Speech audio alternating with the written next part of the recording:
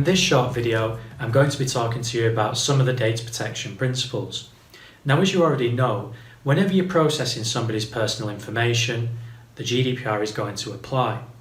But what does the GDPR actually require us to do when we're processing personal information? Well, the answer is that we've got to comply with the 7 data protection principles.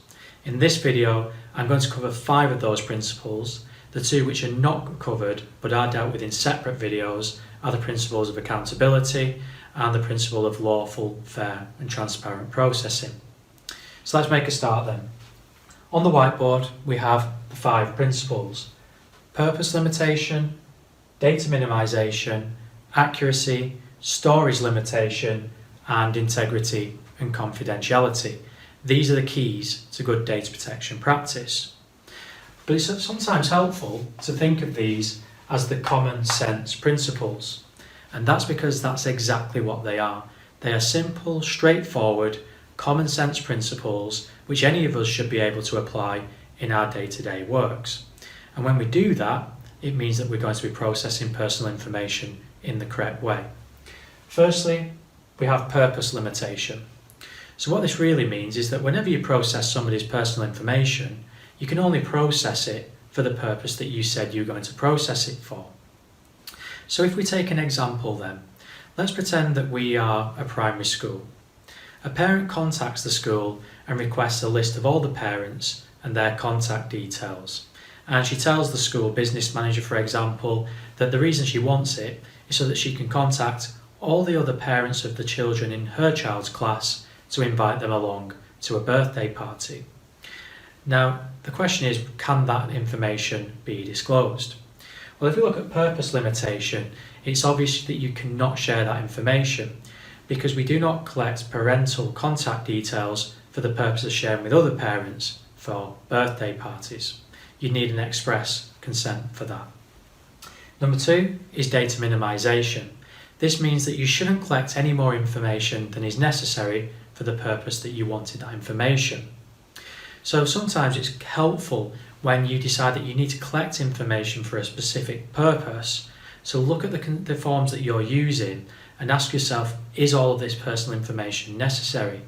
Sometimes schools have forms that they've historically used, and they'll sometimes say, well, this is the form we've always used. The better way to look at any form when checking it for compliance with the GDPR is simply to ask, is all of this personal information necessary for the purpose that I need it? If it's not, you're going to fall outside of the principle of data minimization. Number 3 is accuracy. If you're going to process somebody's personal information, you need to keep it accurate. It's really important that you do that in a school setting, of course, because if you have inaccurate information, then that can create very serious risks to children. Now, a good way that schools tend to keep on top of this principle is by sending out data collection sheets to parents, making sure that personal information is up to date. It's particularly important in relation to children who are subject to child protection arrangements or they have very specific dietary or medical requirements. If that information is not up to date and accurate, not only does it not comply with the GDPR, but it could put that child at risk of harm. Number 4 is storage limitation. You shouldn't keep personal information for any longer than is necessary. So the question becomes, well, what is necessary? Some information we need to keep for legal reasons. There may be a very specific legal time limit that defines how long we must keep that personal information. In other instances, there isn't. And in those circumstances, you can only keep the personal information as long as it's necessary for the purpose that you collected it for. Now, for all schools, you should really have in place what's called a records retention schedule. And this will really help you because what it will do is set out all the different types of personal information that you need and which you collect, and it will indicate how long you say it's necessary for and giving the specific justification for that, whether that be because it's a legal requirement or because it's otherwise necessary. What you then need to do is to make sure that you actually use that records retention schedule and lawfully and properly destroy personal information at the date which it becomes beyond the retention date. Finally, we can look at integrity and confidentiality. Whenever we think about data protection, probably the first thing we think about is confidentiality. So it's not really a surprise that it's a data protection principle. But whenever you process personal information, you do need to make sure that you have processes in place to keep that information confidential.